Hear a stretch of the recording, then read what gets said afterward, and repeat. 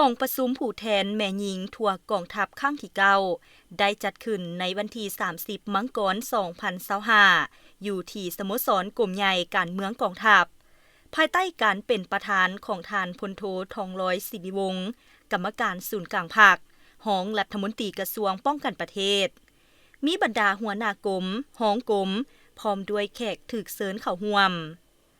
ห้องการสหพันธ์แม่หญิงกองทัพก็ได้สุ่มใส่จัดตั้งผันขยายมติกองประชุมใหญ่ผู้แทนแม่หญิงลาวทั่วประเทศครั้งที่9แผนพัฒนาแม่หญิงลาว5 ปี2021-2025เข้าสู่ลวงลึกให้แทดเหมาะกับเวียกงานตัวจริงด้วยความเอาใจใส่และมีความรับผิดชอบสูงซึ่งสามารถยัดได้ผลงานสำเร็จหลายด้านในขบวนการปกปักรักษาและสร้างสาพัฒนาประเทศชาติตลอดระยะ5 ปีผ่านมาคณะนำของการสหพันธ์แม่หญิงกองทัพได้เอาใจใส่ซี่นำพาแม่หญิงแต่ละคันจัดตั้งผันขยายเนื้อในมติกองประชุมใหญ่แม่หญิงลาวทั่วประเทศครั้งที่8และมติกองประชุมผู้แทนแม่หญิงทั่วกองทัพครั้งที่8ให้เป็นแผนการละเอียดและสอดคล้องกับเงื่อนไขสภาพความเป็นจริงของแม่หญิงบรรดากลุ่มกองฮักฐานซึ่งมีหลายหน้าเวียกที่มีผลสำเร็จดังนี้ 1. เวียกงานศึกษาอบรมการเมืองแนวคิดจัดตั้งเสื่อมซึมแนวทางนโยบายของพรรคกฎหมายของรัฐบรรดามติกองประชุมใหญ่ของพรรค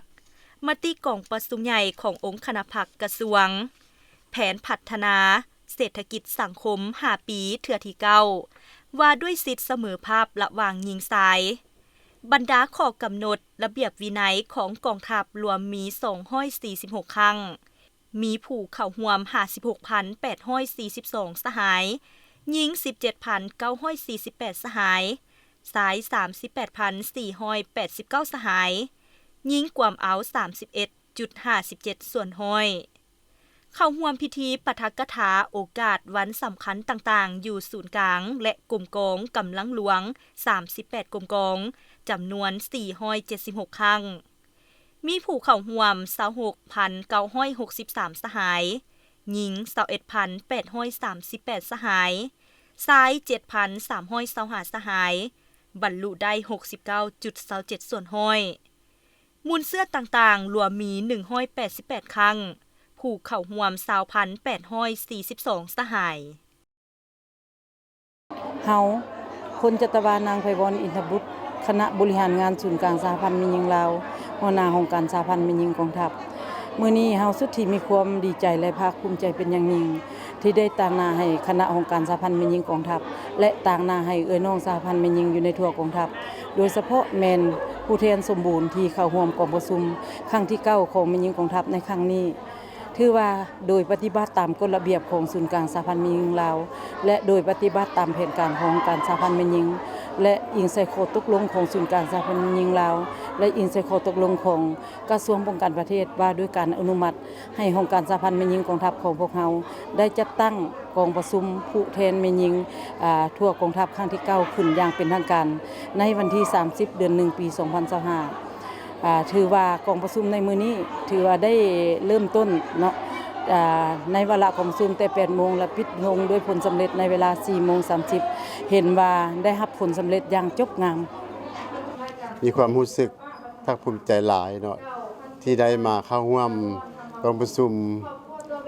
ผู้แทนแม่หญิงของกระทรวงการประเทศครั้งที่9เนาะเพราะว่าได้เข้าร่วมแล้วก็ได้ประกอบพระพิคำเห็นต่อกองประชุมหลายด้านเนาะเฮ็ดให้เวียกงานองค์การจัดตั้งแม่หญิงเนาะได้ไปกว้างไกลแล้วก็ชี้นำพาในทุกเขตทุกโครงเขตเวียกงานของสหพันธ์แม่หญิงกรมวิทยาเทคนิคของเฮาได้ชี้นำพาและก็เป็นครอบครัวตัวแบบกันหลายครอบครัวที่ว่าข้าพเจ้าได้มาร่วมงานกองประชุมครั้งที่9ของสหพันธ์แม่หญิงกรมวิทยากระทรวงการประเทศของเฮาเนาะแต่ว่าขอให้บรรดาสหายสหพันธ์แม่หญิงทุกสหายเนาะจงมีสุขภาพเข้มแข็งและนำพาชี้นำพาในทั่วกระทรวงประเทศของเฮาเนาะให้เจริญรุ่งเรืองก้าวหน้าอวยพรหมดทุกคนบรรดาสมาชิกสหพันธ์แม่หญิงโดยเฉพาะกระทรวงการประเทศของเฮาเนาะให้เจริญรุ่งเรืองก้าวหน้าไปทุกๆสหายเนาะ เฮาพันโทนั่งกิ่งคำสัญญเพ็งหัวหน้าแผนกหอสมุดของกรมวิทยาศาสตร์ประวัติศาสตร์การทหารเป็นประธานกองทุนกลุ่มเงินทอนช่วยเหลือซึ่งกันและกันของกรมวิทยาศาสตร์ประวัติศาสตร์การทหารข้าพเจ้าแนะนำเป็นสมาชิกสหพันธ์แม่หญิงได้เข้าร่วมกองประชุมใหญ่ครั้งที่9ของสหพันธ์แม่หญิงทั่วกองทัพมีความรู้สึกภาคภูมิใจเป็นอย่างยิ่งที่ได้ร่วมกองประชุมสหพันธ์แม่หญิงทั่วกองทัพในครั้งนี้แต่ก็ได้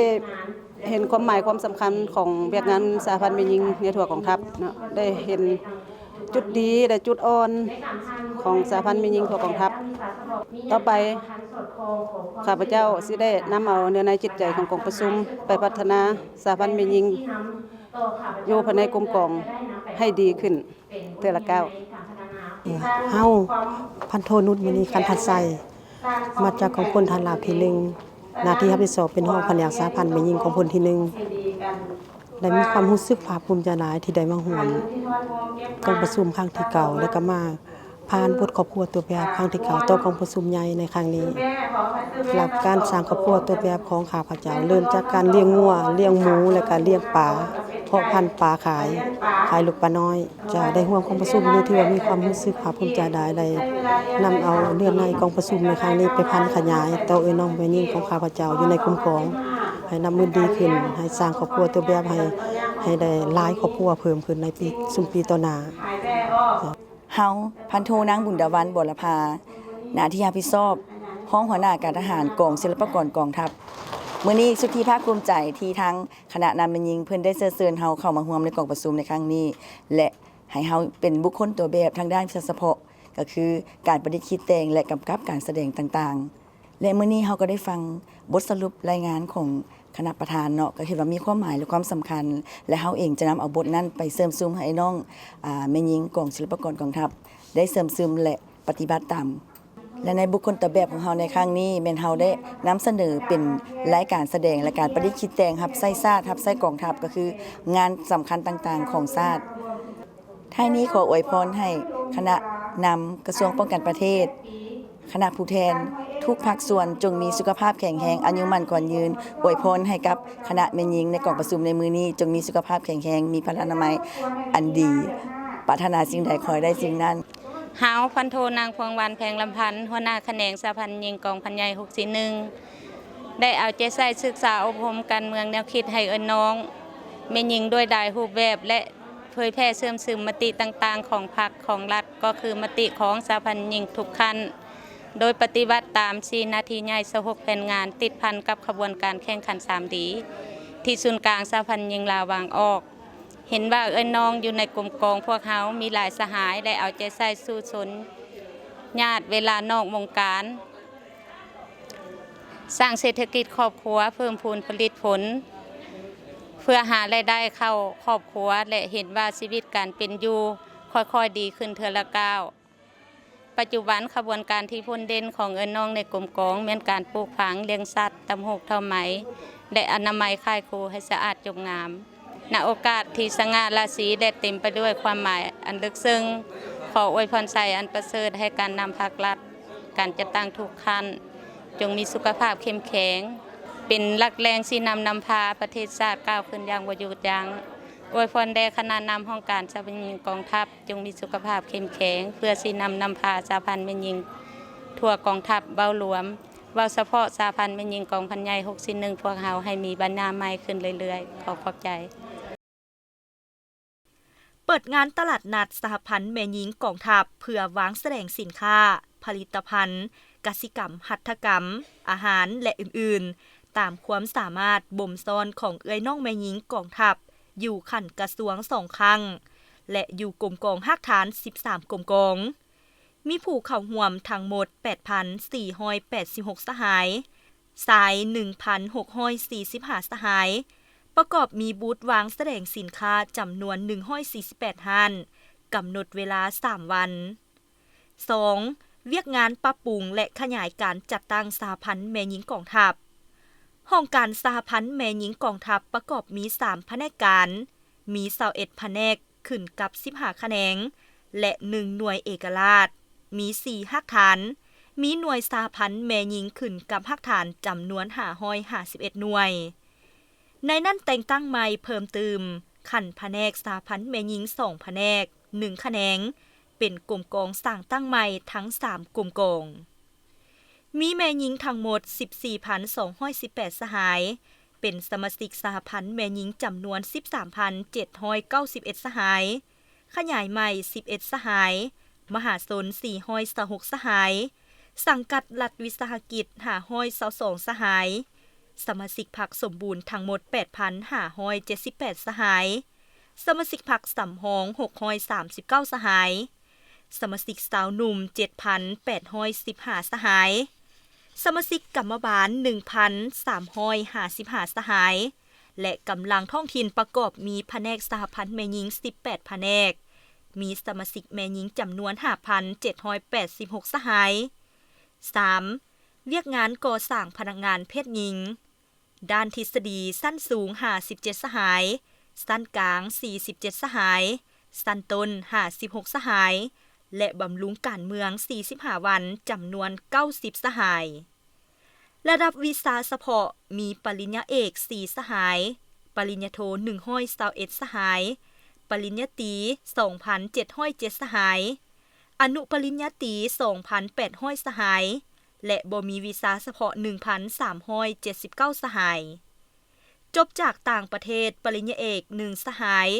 ปริญญาโท16สหายปริญญาตรี57สหายสั้นสูง128สหายสั้นกลาง182สหายและสั้นต้น18สหาย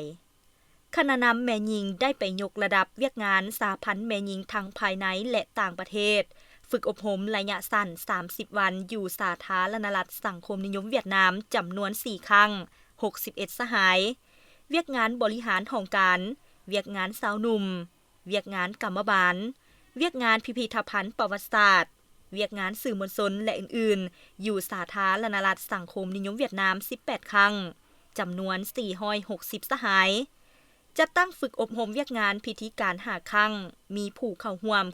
952สหาย 4. เวียกงานนโยบายย่องยอคณะนำสหพันธ์แม่หญิงแต่ละคันได้ถือสำคัญในการประสานสมทบกับคณะพักคณะบรรษาได้ค้นคว้าปฏิบัตินโยบายค้นคว้าย่องยอผลงานเลือนสั้นเลือนหน้าที่และได้ช่วยเหลือเบิ่งแยงซึ่งกันและกัน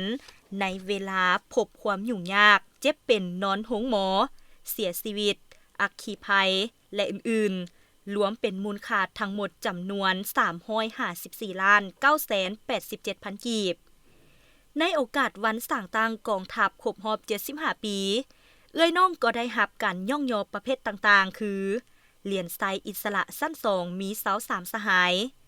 เหรียญไซอิสระสั้น3มี 1,468 สหายเหรียญแรงงานสั้น2มี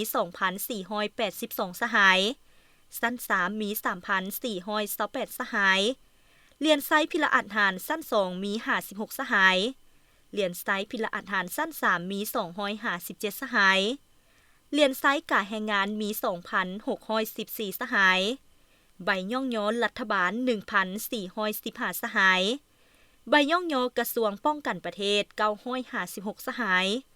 ใบย่องย้อกรมใหญ่การเมืองกองทัพ689สหาย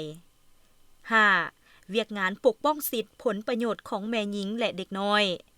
การส่งเสริมความก้าวหน้าของแม่หญิงและการส่งเสริมความเสมอภาคหญิงชายโดยปฏิบัติตามแนวทางนโยบายของภาครัฐองค์การจัดตั้งสหพันธ์แม่หญิงเป็นตัวแทนปกป้องสิทธิและผลประโยชน์อันชอบธรรมของแม่หญิงและเด็กน้อยผ่านมาได้ปลุกระดมคณะนำแม่หญิงแต่ละคันเป็นเจ้าการจัดตั้งเสื่อมซึมบรรดาเอกสารที่พัวพันถึงสิทธิผลประโยชน์ของแม่หญิงและเด็กน้อยเป็นต้นแมนกฎหมายว่าด้วยการต้านและสกัดกั้นการใช้ความหุนแหงต่อแม่หญิงและเด็กน้อยสนธิสัญญาสากลและอื่นๆรวมมี138ครั้งมีผู้เข้าร่วม 12,357 สหายชาย 1,841 สหาย 6. เวียกงานพัฒนาชีวิตการเป็นอยู่ของแม่หญิงกองทัพได้เอาใจใส่ปลุกระดมเอื้อยน้องสร้างรายรับเข้าในครอบครัว ด้วยการระดมทาแหงบ่มซ่อนที่มีอยู่ตามกลุ่มกองท้องถิ่นตามความเหมาะสมบางครอบครัวสามารถสั่งรายรับเข้าครอบครัว20 ล้านกีบถึง100 ล้านกว่ากีบต่อปีซึ่งได้เฮ็ดให้ชีวิตการเป็นอยู่ของเอื้อยน้องแม่หญิงดีขึ้นเทื่อละก้าว 7. การจัดตั้งปฏิบัติเนื้อในขอแข่งขัน 3D ได้จัดตั้งเผยแพร่เนื้อในขอแข่งขัน 3D มีสมาชิกเข้าร่วมการแข่งขันทั้งหมด 11,854 สหายคัดเลือกพลเมืองดีได้ 11,450 สหายเท่ากับ 98.13 ส่วนห้อยพัฒนาดี 10,213 สหายเท่ากับ 87.52 ส่วนห้อยสร้างครอบครัวดี 8,298 สหายเท่ากับ 71.11 ส่วนห้อยบุคคล 3D ประเภท1มี 9,706 สหายเท่ากับ 83.18 ส่วนห้อยบุคคล 3D ประเภท2มี 1,680 สหายเท่ากับ 14.39 ส่วนห้อยบุคคลตัวแบบ540 สหายครอบครัวตัวแบบ379 ครอบครัวแผนกแขนงหน่วย 3D 483 หน่วยกรมกอง 3D 456 กรมกอง 8. เวียกงานพัวพันหัวมือกับต่างประเทศปฏิบัติตามแนวทางการต่างประเทศของพรรคปฏิบัติตามอนุสัญญาของกระทรวงป้องกันประเทศและบทบันทึกสวยจำการพัวพันหัวมือในโครงเขตเวียกงานสหพันธ์แม่หญิงผ่านมาได้ไปทัศนศึกษาแลกเปลี่ยนบทเรียนเวียกงานแม่หญิงกับสหพันธ์แม่หญิงกระทรวงป้องกันประเทศสาธารณรัฐสังคมนิยมเวียดนามรวมมี4ครั้งมีคณะนำแม่หญิงเข้าร่วมจำนวน60สหายนอกจากนั้นพนักงานเพศหญิงยังได้เข้าร่วมเคลื่อนไหวฝึกอบรมระยะสั้น1เดือนและ3เดือนอยู่สาธารณรัฐสังคมนิยมเวียดนามจำนวน548สหายเข้าร่วมกองประชุมสุดยอดแม่หญิงอาเซียนที่ลาวเป็นเจ้าภาพจัดขึ้นอย่างเป็นทางการ1ครั้ง1สหายเข้าร่วมกองประชุมโครงการหัวมือเกี่ยวกับแม่หญิงสันติภาพและความมั่นคงอาเซียนญี่ปุ่นครั้งที่1เพื่อแลกเปลี่ยนความคิดเห็นประสบการณ์ในการเคลื่อนไหวเวียกงานตัวจริงของสหพันธ์แม่หญิงด้านฮีตของประเพณีและวัฒนธรรมอันดีงามของชาติมูลเสื้อของแม่หญิงลาวเว้ารวมเว้าเฉพาะแม่หญิงกองทัพในโครงเขตอาซีแปซิฟิกอยู่ประเทศญี่ปุ่นมี1ครั้งมี2สหายเข้าร่วมกองประชุมพิจารณาบทรายงานแห่งชาติระยะที่3-6เกี่ยวกับการจัดตั้งปฏิบัติสนธิสัญญาด้วยสิทธิเด็กครั้งที่79เวียกงานสิทธิเด็กที่เจนีวาประเทศสวิตเซอร์แลนด์1ครั้งมี1สหายสั่งรวมแล้วผ่านการจัดตั้งปฏิบัติเนื้อในมติกองประชุมใหญ่แม่หญิงลาวทั่วประเทศครั้งที่8และมติกองประชุมผู้แทนแม่หญิงทั่วกองทัพครั้งที่8สามารถตีราคาได้ว่าพนักงานสมาชิกสหพันธ์แม่หญิงทั่วกองทัพยังมีความสงบหนักแน่นมีความจงหักภักดีบริสุทธิ์สัตย์ซื่อต่อชาติต่อพรรคและประชาชนรักษาได้ทัดแท้มูลเสื้ออันดีงามของแม่หญิงในกองทัพก็คือแม่หญิงลาวเจ้าจุดประสงค์ของการจัดงานในครั้งนี้เนาะล่ะก่อนอื่นหมดแม่นเฮาเพื่อสร้างขบวนการคำนับรับต้อนกองประชุมผู้แทนแม่หญิงทั่วกองทัพครั้งที่9ที่จะไขขึ้นในวันที่30เดือน1ปี2025แล้วก็เป็นการสร้างขบวนการคำนับรับต้อนกองประชุมองค์คณะพรรคกรมใหญ่การเมืองกองทัพที่จะไขขึ้นในมมนี้แล้วก็เป็นการสร้างขบวนการเพื่อคำนับรับต้อนกองประชุมขององค์คณะพรรคกระทรวงป้องกันประเทศจะไขขึ้นอยู่ในท้ายปีนี้เนาะและอีกอันนึงจุดประสงค์หลักของพวกเขาและแม่นการเต้ารวมความสามัคคีเนาะโดยเฉพาะแม่นระหว่างเอ้ยน้องแม่หญิงอยู่ในกองทัพเฮาและคณะพรรคคณะบัญชาอยู่ในแต่ละกรมกองทหารพนักงานแล้วก็เป็นการเต้าโฮมความสามัคคีของหลายภาคส่วนเนาะที่มันพวกเฮาได้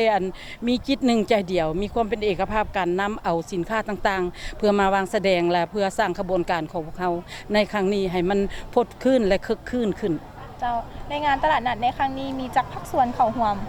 เจ้าในงานตลาดนัดในครั้งนี้นี่ถือว่ามีทั้งหมด31ภาคส่วน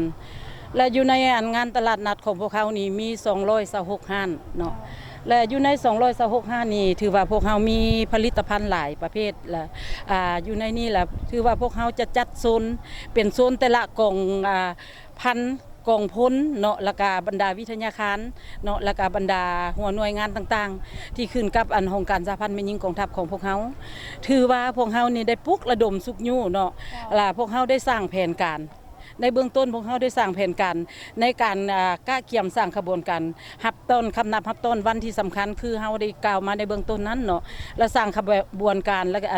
ได้สร้างแผนการและซี่นำให้คณะนำแม่หญิงแต่ละภาคส่วนได้จัดตั้งเคลื่อนไหวอยู่ในแต่ละกลุ่มกองของตนก่อนหลังจากนั้นแล้วแม่นพวกเขาก็ได้นำเอาบรรดาผลิตภัณฑ์ต่างๆที่มาวางแสดงและผลิตภัณฑ์ที่พวกเขาเอามาวางอยู่นี้เนาะก็ถือว่ามีทั้งหมดทันแม่นถือว่า31ภาคส่วนเข้าร่วมแล้วก็มี200กว่าหัวหน่วยฉะนั้นและผลิตภัณฑ์ของพวกเขานี่แม่นมาจากสีไม้ลายมือแล้วก็หัวคิดประดิษฐ์สร้างของอันเอื้อน้องแม่หญิงของพวกเขาและมันจะมีผลิตภัณฑ์ที่ว่าจากหัตถกรรมเนาะตำหูกเท่าไหมจักสารหรือว่าผลิตภัณฑ์ที่ว่าพวกเขาปลูกฝังเลี้ยงสัตว์ทางด้านกสิกรรมเนาะแล้วก็ผลิตภัณฑ์นั้นที่ว่าตกแต่งเป็นหัวคิดประดิษฐ์สร้างเนาะที่ว่าหั่นจากผลิตภัณฑ์ที่ผลิตได้เนาะเพื่อมาเป็นสินค้า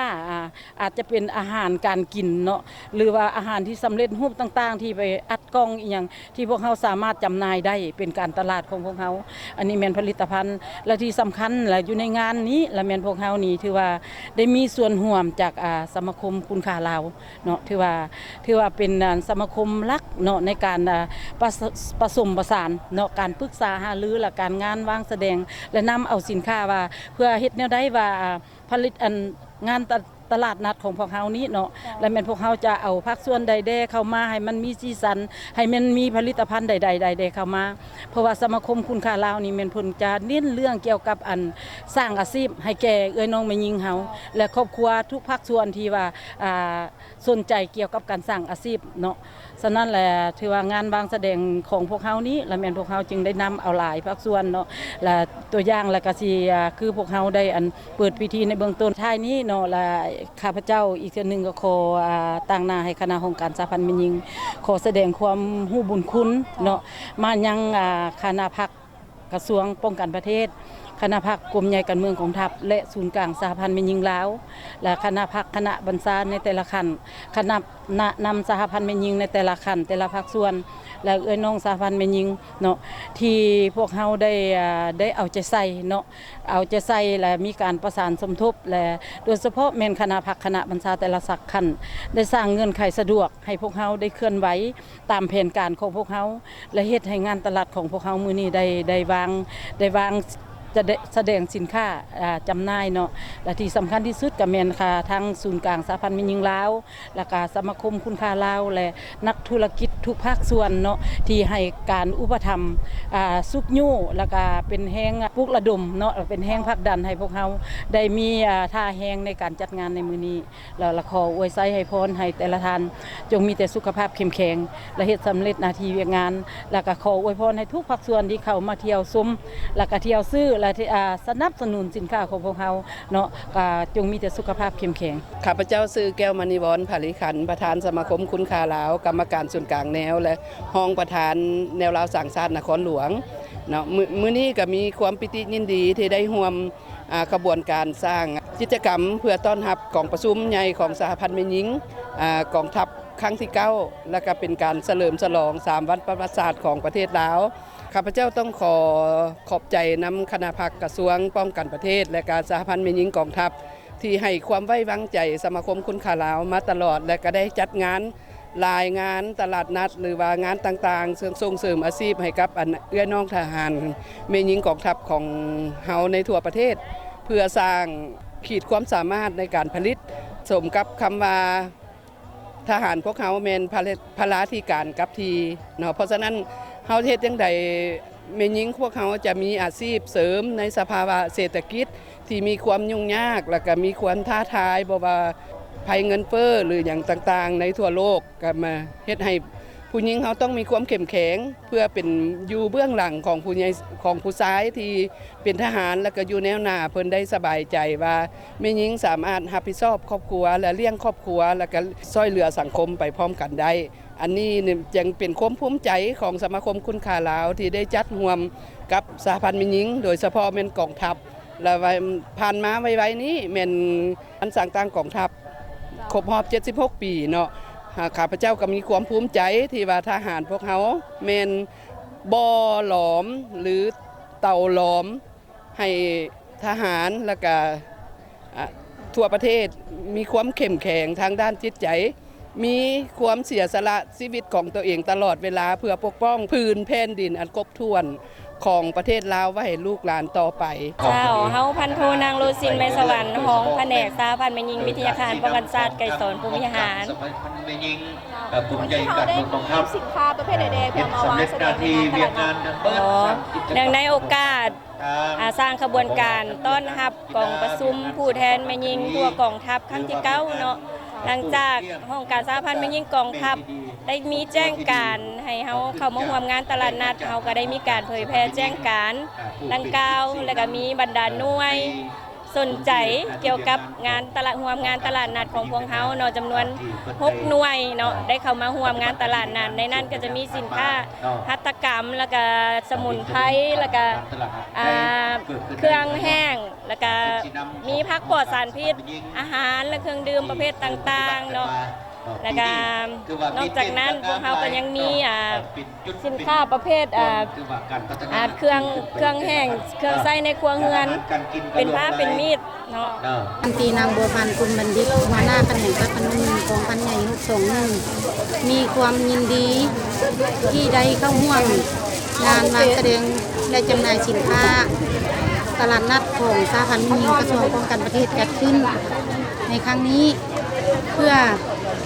สร้างผลงานคำนำรับตอนของประชุมใหญ่ของสาพันธ์แม่หญิงกระทรวงป้องกันประเทศครั้งที่9ที่จะมาถึงในม.นี้สำหรับสาพันธ์แม่หญิงกองพันใหญ่621พวกเฮาก็ได้สร้างผลงานเพื่อคำนำรับตอนของประชุมดังกล่าวในนั้นพวกเฮาก็ได้เพิ่มผลิตผลเนาะเป็นต้นว่าปลูกผักเนาะที่ว่าพึ่งตนเองนั่นแหละในนั้นพวกเราได้มาวางแสดงสินค้าในครั้งนี้ก็มีประเภทพืชผักเนาะเป็นตัวมาผักกะหล่ำปีหัวไส้เท้าเป็นเครื่องธรรมชาติที่อยู่ในขอบเขตกรมพวกเราตั้งทับอยู่แบบเป็นปลาโบเป็นนอขมโบนอบุญนอหวายเนาะประเภทที่อาหารที่พวกเราได้มาแปรรูปเนาะแล้วก็อันมาวางสินค้าได้ขายดีที่สุดในครั้งนี้ก็คือผักกะหล่ำปีเนาะผักกะหล่ำปีนี่คือว่าอยู่ในขอบเขตกรมของพวกเราถือว่ามีชื่อเสียงโด่งดังเนาะเพราะว่าผู้ใดได้ไปก็ถือว่าบ่ได้กินผักกะหล่ำปีกองพันใหญ่621ถือว่ากลับบ่ได้เนาะกะหล่ำปีของพวกเราหัวนึงจะมีน้ำหนักขนาด3 โลขึ้นเมือเนาะเฮาขออวยพรให้การนำภาครัฐแล้วก็การนำของสาพันธ์แม่หญิงทุกภาคส่วนเนาะจงมีสุขภาพแข็งแรงมีความสุขกายสุขใจพร้อมกันจัดตั้งปฏิบัติหน้าที่ของตนเองให้สำเร็จขอขอบใจ